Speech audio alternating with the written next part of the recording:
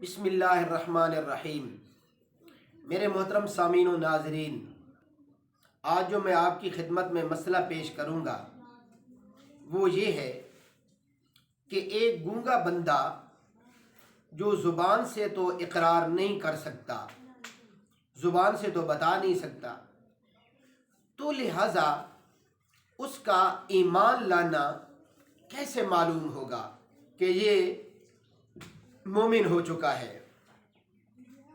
یہ مسئلہ کئی دوست وغیرہ پوچھتے رہتے ہیں۔ تو میرے محترم سامعین و ناظرین، آپ اس مسئلہ کا جواب بغور سن لیجئے کہ گونگا بندہ جو ہوتا ہے اس کا نہ بولنا یہ قدرتی مجبوری ہے، یعنی گویا کہ اللہ رب العزت کی طرف سے جو ہے اس کے پاس اس نعمت کا فقدان ہے۔ اللہ تعالیٰ معاف فرمائے اور اللہ اپنی تمام نعمتوں سے ہمیں مالا مال فرمائے، تو لہٰذا اب اس کا ایمان لانے کے لیے اور یہ بتانے کے لیے کہ میں اللہ کو مانتا ہوں، اللہ وحدہ لا شریک کو، اور آپ صلی اللہ علیہ وآلہ وسلم کے اللہ کے رسول ہونے پر اور آپ صلی اللہ علیہ وسلم کے اللہ کے آخری رسول ہونے پر میں ایمان لاتا ہوں، اس کے لیے صرف اشارہ کر دینا ہی کافی ہے